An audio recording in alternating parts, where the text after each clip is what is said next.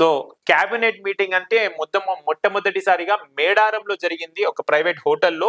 వచ్చే ఏడాది జూలై 23 నుంచి ఆగస్టు 3 వరకు గోదావరి పుష్కరాలను ఘనంగా నిర్వహించాలని రాష్ట్ర ప్రభుత్వం నిర్ణయించింది.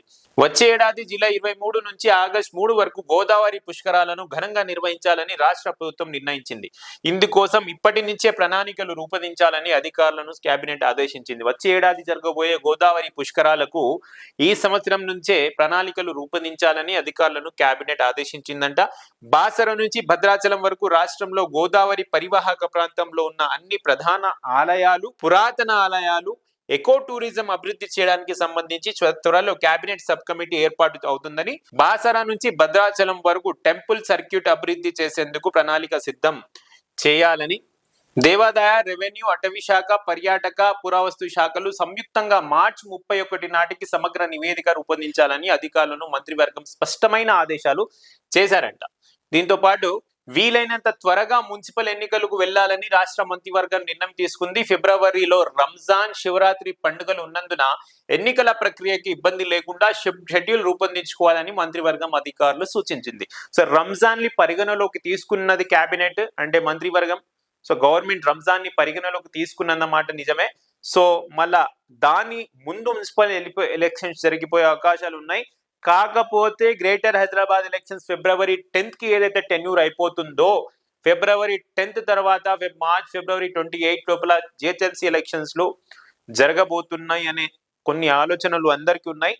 కాకపోతే మున్సిపల్ ఎలక్షన్స్ జరిగే సూచనలు అయితే ఉన్నాయి. కానీ గ్రేటర్ హైదరాబాద్ మున్సిపల్ కార్పొరేషన్ కి ఫిబ్రవరి 18 నుంచి మార్చ్ 20 వరకు ఎలక్షన్స్ జరిగే ప్రసక్తి లేదు అని కనిపిస్తుంది కళాఖండిగా.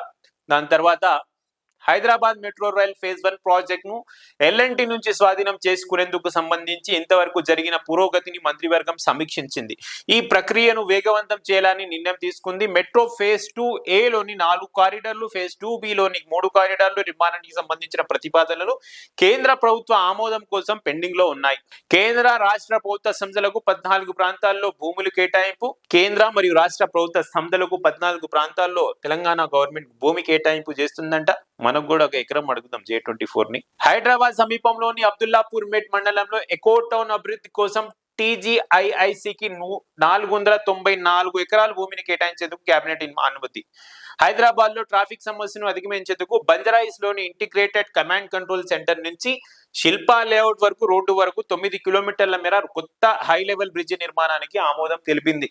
సో ఇదే 9 కిలోమీటర్ల బ్రిడ్జ్ ఏదైతే మన పోలీస్ కమాండ్ కంట్రోల్ రూమ్ ఉందో బంజారాహిల్స్ నెల్లూరు ఆపోజిట్ లో కమాండ్ కంట్రోల్ సెంటర్ ఉందో మన తెలంగాణ భవన్ వెనకాల ఉంటది. అది తెలంగాణ భవన్ వెనకాల ఉంటది.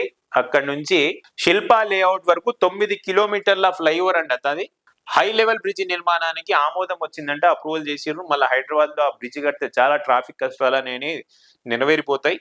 మళ్ళా కన్స్ట్రక్షన్ జరుగుతుందా లేదా అనేది జరిగే వరకు మనకు నమ్మకం అయితే లేదు. చూసుకోవాలి. రామప్ప జలాశయంలోని గోదావరి జలాలను లక్కవరానికి అక్కడి నుంచి పైప్ లైన్ ద్వారా జంపన్న వాగు తరలించడం కోసం 35 కోట్లు. నల్గొండ జిల్లా మహాత్మా గాంధీ యూనివర్సిటీకి లా కాలేజీలు 24, ఫార్మసీ కాలేజీలో 28 కొత్త పోస్టులు మంజూరు. సో ఇవన్నీ నిన్న మంత్రివర్గంలో కేబినెట్ నిర్ణయాలు తీసుకుని అప్రూవ్ చేశారు.